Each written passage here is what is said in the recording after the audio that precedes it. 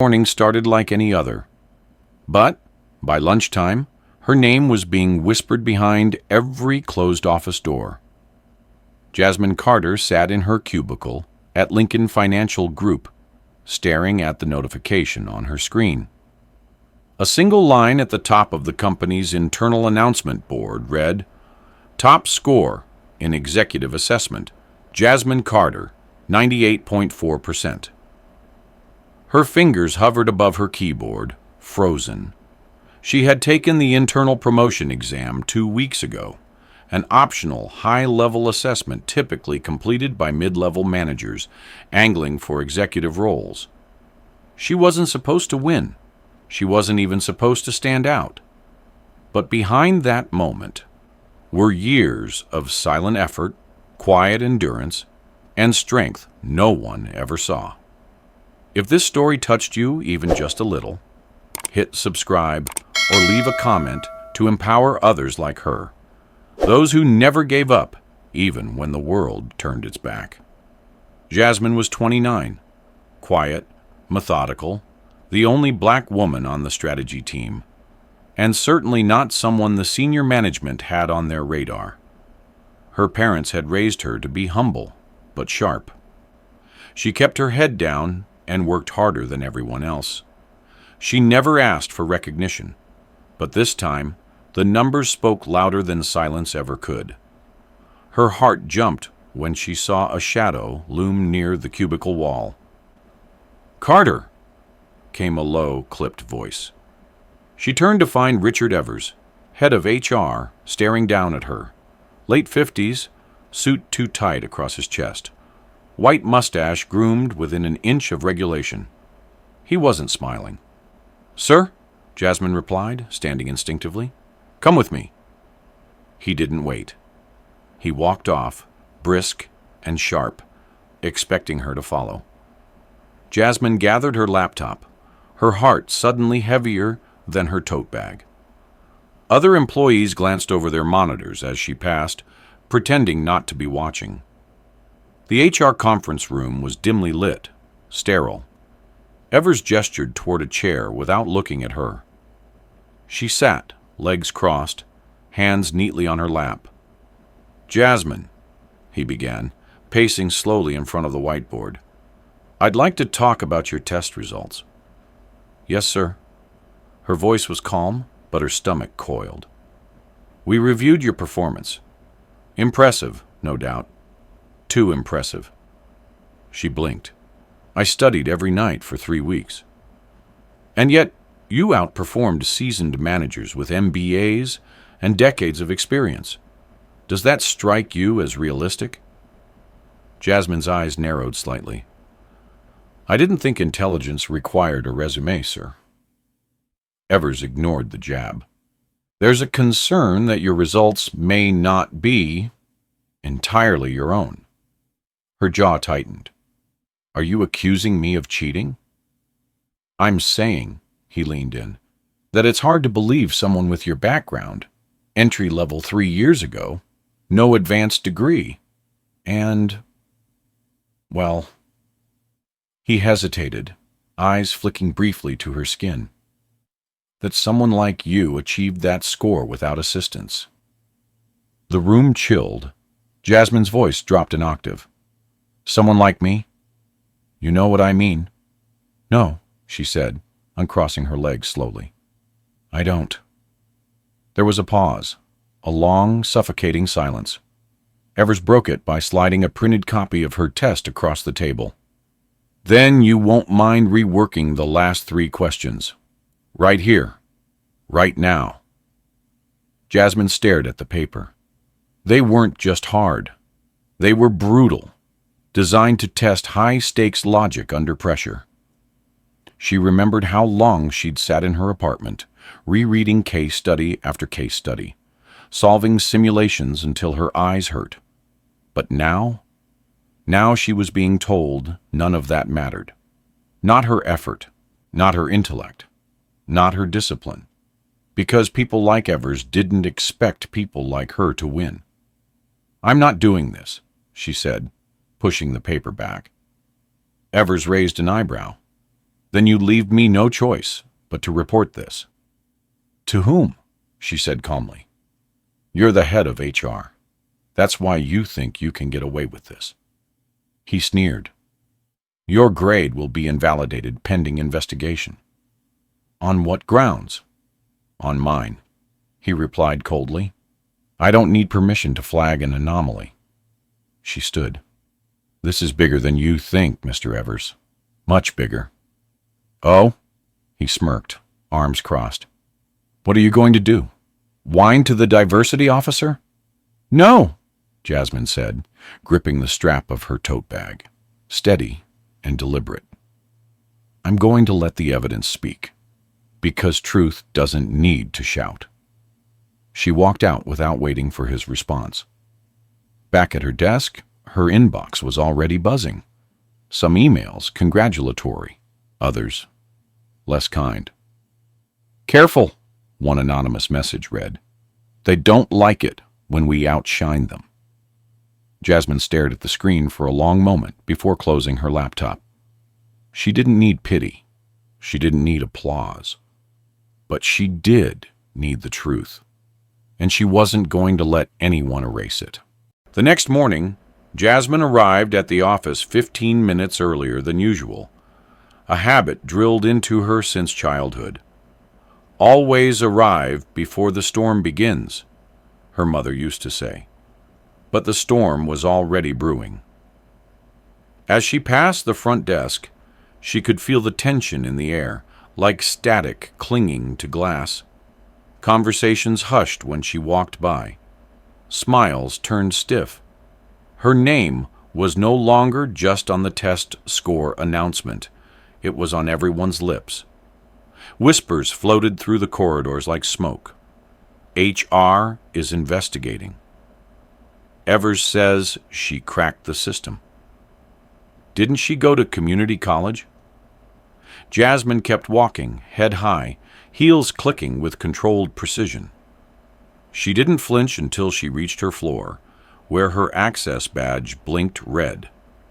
Temporarily restricted, the security screen read. Before she could process it, Linda Suarez appeared beside her, clipboard in hand, eyes soft but serious. Jas, she said in a low voice, come with me. Jasmine followed her into a small HR side room, unfamiliar and windowless. Linda closed the door, set her clipboard down, then turned with a kind firmness that Jasmine had only seen in women who'd fought their own quiet battles. Listen, Linda began. This isn't official suspension. They're labeling it a precaution during the investigation. You're being allowed to work remotely for the next few days, but you can't access the floor or systems until they've reviewed your exam integrity. Jasmine's mouth went dry. They locked me out without warning? Linda nodded, clearly frustrated. Evers pushed it through before anyone could challenge it. Jasmine clenched her jaw. On what evidence? None, Linda said. It's all based on doubt, not data. Jasmine stared at the wall, pulse hammering in her ears. Doubt had always been the silent predator in rooms like these. It didn't need teeth. It only needed a whisper. But, Linda added, lowering her voice further, you're not alone. I've seen the footage from the day of the exam. Evers accessed the score database before they were published. That's a violation. He lingered on your file. That's suspicious. But I need authorization to make that footage official. Jasmine turned to her sharply. Who can authorize it? Only the acting CEO, Linda replied. Camille Rhodes. Jasmine hesitated. Camille was new, appointed just 6 months ago after the previous CEO resigned amidst scandal. She was respected, sharp, and as rare as Jasmine, a black woman at the top of a white tower. Do you think she'll believe me? Jasmine asked. Linda held her gaze. I think she'll believe the truth. But you'll have to show her more than numbers. You'll need to show her the pattern. That night, at her apartment, Jasmine sat with her laptop, surrounded by old notebooks, screenshots, performance reviews. She began to build a case, not just for the test, but for years of subtle erasure. Proposals she'd submitted that were credited to others, times she was skipped over for presentations, meetings she was never invited to. Piece by piece, she constructed a timeline. Every slight, every silence, every door that was closed without explanation. And at the center of it all, Richard Evers. The next day, Linda arranged a 10-minute meeting with Camille Rhodes. Jasmine sat in the waiting room of the 31st floor. Polished wood, abstract art, and silence. Her palms were sweating, but her back remained straight. When Camille finally emerged from her office, she was dressed in slate gray, her presence commanding yet composed. She extended her hand. "Jasmine Carter, come in." Camille's office was modern but lived in. Photos of civil rights icons framed behind her desk, a jazz record playing low in the corner. Camille gestured to a seat. Jasmine didn't waste time. "Ms. Rhodes, I know your schedule is packed, but I need to speak with you not just about an accusation, about a system." For the next 5 minutes, Jasmine laid it all out. The exam, Evers' behavior, the access logs, the footage, and her own history at the company. Camille said nothing at first. She simply watched, listened. When Jasmine finished, her voice steady but tight, Camille finally leaned forward. "What you're describing," she said, "is a culture, not a coincidence. I've seen it before. I've lived it." Jasmine's breath caught. Camille continued, "You'll get your due process, Jasmine. And I'll see the footage myself." Jasmine nodded, rising to her feet. "Thank you, ma'am." Camille stood too. "One more thing," she said. "Truth is quiet, but it endures.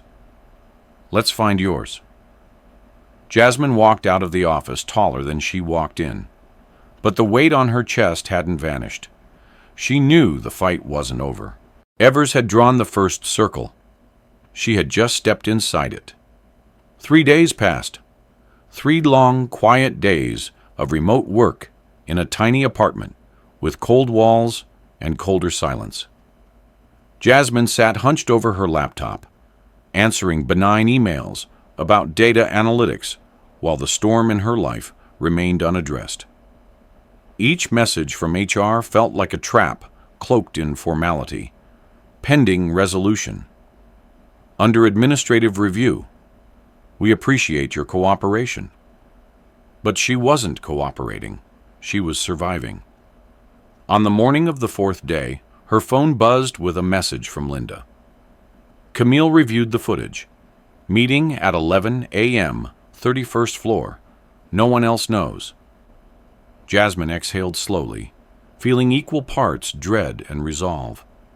By 10:30, she was in a black pantsuit that made her look like she belonged in a courtroom, not an office. She walked into Lincoln Financial like a soldier, returning to familiar battlegrounds. Heads turned, eyes followed. But this time, she didn't flinch. The elevator ride to the executive floor felt longer than usual, the kind of quiet that made you think too much. When the doors opened, Camille's assistant, a composed woman in her 60s with salt and pepper curls, greeted her with a warm nod. Right this way, Ms. Carter Camille was already standing when Jasmine entered. Arms crossed, laptop open, eyes sharper than ever. "Have a seat," she said. Jasmine obeyed, back straight. Camille turned her laptop toward her. "This is the security footage from the morning of the exam." Jasmine watched. The timestamp showed 6:45 a.m., hours before employees arrived. Richard Evers entered the testing room, carrying a folder. He sat, flipped through papers, then paused at Jasmine's. His mouth moved. No sound but the words, were clear enough to read, "No way, not her." Camille didn't stop the video. Minutes later, Evers typed on his phone, then printed a document from the nearby workstation. He accessed the assessment reports before results were released. He wasn't authorized. "We confirmed this through IT logs," Camille said flatly. "We also reviewed footage from the previous 6 months. A consistent pattern.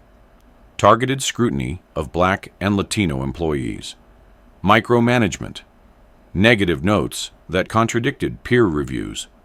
Jasmine's throat tightened. "So what now?"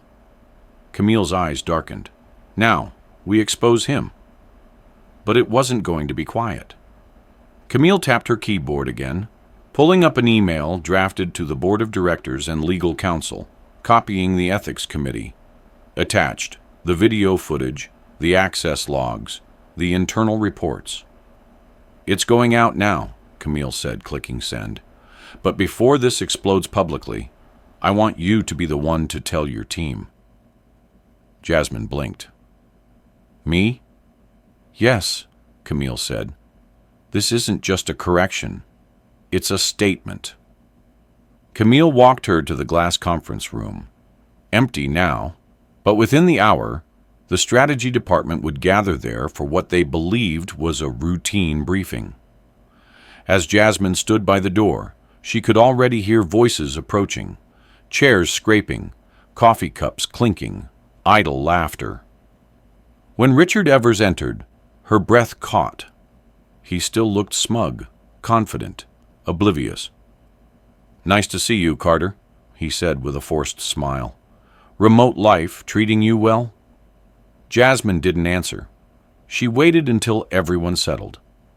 Camille stepped in behind her. The room quieted. "Ladies and gentlemen," Camille said, "before we begin, Ms. Carter has something to say." Jasmine looked around. Faces stared back, some curious, some tense. She took a breath. "4 days ago, I was accused of cheating on a test I spent weeks preparing for. The accusation wasn't based on proof. It was based on disbelief that someone like me could outperform those who've always been expected to win." A ripple of discomfort moved through the room. Evers stiffened. "But I wasn't alone," Jasmine continued. "There were cameras, there were records, and there was a pattern, a long, quiet chain of bias and manipulation designed to keep people like me in our place." Camille's voice cut in, calm but razor sharp. "And that chain ends today." She turned to Evers. "You're suspended, effective immediately. Security will escort you from the building." Evers's face paled. "This is absurd." "This is evidence," Camille replied, "and we have plenty of it." 2 guards entered. Evers stood, sputtering, but no one defended him. No one even looked surprised. As he was let out, Jasmine turned back to her colleagues. "This isn't about one exam," she said. "It's about the assumptions we carry, the voices we silence, the people we overlook." The silence that followed wasn't uncomfortable. It was awakening. Camille stepped beside her. "Thank you, Jasmine. You just broke more than a chain. You set a standard." Jasmine didn't smile. She didn't cry. She simply nodded, because this moment wasn't about pride. It was about truth. The fallout was immediate. By mid-afternoon, Richard Evers's name was stripped from the company directory. His framed portrait outside the HR office was gone, the wall bare as if he'd never existed. But Jasmine knew better. Silence wasn't absence. In the days that followed, an internal review committee was formed. Camille Rhodes oversaw it directly, with Linda Suarez appointed as interim HR director. Jasmine wasn't asked to stay silent. In fact, she was encouraged to speak, and that alone felt revolutionary. But rebuilding wasn't triumph. It was labor. On Wednesday, Camille called Jasmine into her office again. The skyline of Chicago shimmered beyond the glass walls, but Camille's gaze was fixed only on her. We've been reviewing candidates for the new lead strategy analyst position. Technically, the assessment was meant for managers. But you've demonstrated more than knowledge. You've demonstrated integrity under pressure. That matters more to me than any degree. Jasmine's hands were still. Her heart wasn't. Are you offering me the role? I'm offering you the chance to shape it, Camille said. This isn't just about strategy reports and forecasts. I want someone who sees the human gaps in the system, someone who's lived them. Jasmine nodded, the weight of the moment sinking into her bones. Then, yes. I accept. Camille leaned back with a satisfied smile. Good. Then let's talk about what comes next. What came next was not applause. It wasn't vindication. It was quiet work, early mornings, long meetings, deep revisions to systems that had existed for years without challenge. Jasmine reviewed promotion criteria, redrafted evaluation rubrics, and sat in on panels where she was now the only voice, pushing for transparency in a room that once silenced her. Her colleagues were slower to change. Some, like Linda, stood with her. Others watched from a distance, careful, uncertain, sometimes resentful. Logan, one of Evers's former protégés, avoided her completely. But Jasmine didn't seek apology. She sought structure, and brick by brick, she helped lay a new one. One afternoon, as she left a budgetary planning session, she saw a folded piece of paper left on her desk. No signature, just 2 lines. You didn't just pass a test. You rewrote it. Thank you. Jasmine read it twice, then tucked it into her notebook, right between a list of policy revisions and next month's diversity training schedule. That night, she walked home through Lincoln Park, the late spring air humming with distant jazz from an open window. She paused at a bench overlooking the lake and sat in stillness, thinking not of Richard Evers, not of the humiliation, not even of the promotion, but of her mother. She had passed away 3 years earlier from a silent stroke, the kind that robbed without warning. Jasmine had never had the chance to say, "I made it." But tonight, she whispered it aloud, not because it was over, but because it had begun. The rebuild wasn't a reward, it was a responsibility, and Jasmine Carter was ready. 3 weeks into her new role, Jasmine began to notice it. The subtle resistance. It wasn't loud or direct, it never was. It came in muted tones, emails delayed, meetings rescheduled without notice, decisions suddenly reconsidered after her recommendations. At first, she dismissed it as coincidence. Then patterns emerged. During one leadership roundtable, she proposed revising the outdated project evaluation model that favored teams led by senior white male managers. The room went quiet. Then Logan, recently promoted to associate director, chuckled. "That's ambitious, Jasmine," he said, his voice smooth with condescension. "But maybe too disruptive for now." Camille wasn't present at that meeting, and without her, the room tilted, away from truth, toward comfort. Jasmine sat still, her proposal document open in front of her, the data undeniable. "Disruption isn't the problem," she said evenly. "Injustice is."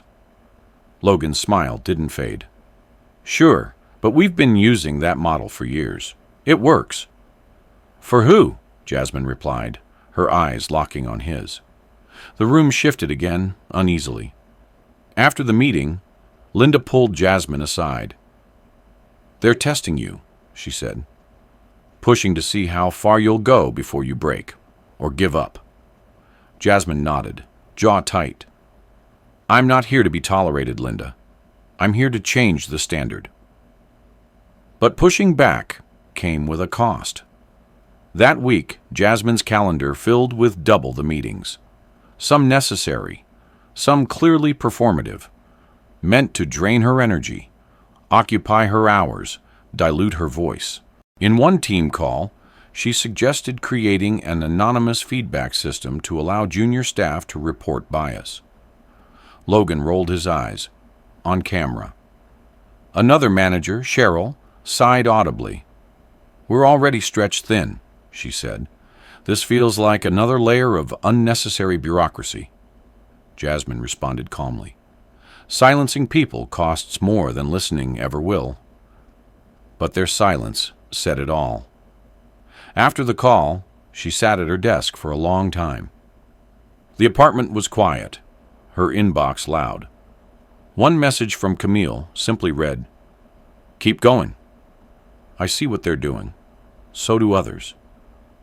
It was short, but it mattered. The following Monday, Jasmine arrived at the office earlier than usual, a travel mug of black coffee in hand. As she stepped into the elevator, a junior analyst named Rachel slipped in behind her. "Ms. Carter?" she asked nervously. Jasmine turned. "Yes?" "I just wanted to say, thank you for the new review structure. My last manager wouldn't let me present in team meetings, but now we're being rotated. I got to lead last Thursday." Jasmine smiled, soft but genuine. "That's the idea, Rachel. Keep showing up." When the elevator doors opened, Jasmine walked onto the floor with renewed purpose. They could resist, they could delay. But she wasn't alone anymore. Every small shift, a chance for a voice like Rachel's to be heard, was proof that change wasn't only possible. It was happening, and the louder the pushback became, the more it revealed how deep the fear of change truly ran. But Jasmine Carter? She wasn't afraid of being doubted. She was afraid of staying quiet. It started with a simple email. Subject line: Urgent concern. Ethics violation in leadership. The sender wasn't named. The message was brief, but it hit like a lightning bolt. 2 senior managers have been rerouting project credit to junior male analysts. Female staff are being excluded from client presentations. Please investigate. It was unsigned, but Jasmine knew the language. It was Rachel, or someone like her, someone watching from the margins, afraid to speak with a name. Jasmine forwarded the message to Camille and Linda with a single note. "It's time." Within 24 hours, Camille called an emergency town hall, something rarely done unless the company faced a crisis. And this, Jasmine thought, was exactly that. The conference room filled with over 100 employees, all from different departments, ranks, and backgrounds. Some curious, some nervous, some resistant. Jasmine stood near the front behind Camille, her heart steady despite the quiet storm of emotion inside her. Camille stepped up to the mic. "We are here today because silence has no place in leadership," she said, her voice calm, commanding. "We've received credible reports of bias, exclusion, and unethical behavior from individuals in this company who hold power." Murmurs filled the air. Jasmine felt the room tense. Camille continued, "This company is not a hierarchy of protected egos. It is a community, and communities protect truth." Then she looked toward Jasmine. "Ms. Carter, would you speak?" Jasmine stepped forward, notes in hand, but didn't look at them. Instead, she looked at the faces, young interns, mid-career managers, even a few bored observers sitting quietly in the back. "I've been accused. I've been dismissed. I've been doubted, not because I failed, but because I succeeded where I wasn't expected to," she said. "I've been told to wait my turn, soften my tone, question my own brilliance, but I won't anymore." The room fell into stillness. What's happening now isn't about a few bad actors. It's about a culture that rewards quiet compliance and punishes honest disruption. That ends today. Not because I said so, but because we all feel it. Every woman who's been overlooked, every person of color who's been second-guessed, every quiet worker who carries excellence without applause. She paused. Her voice softened, but her eyes sharpened. Justice isn't always about who shouts the loudest. Sometimes it's about who refuses to sit down. For a moment, no one moved. Then a sin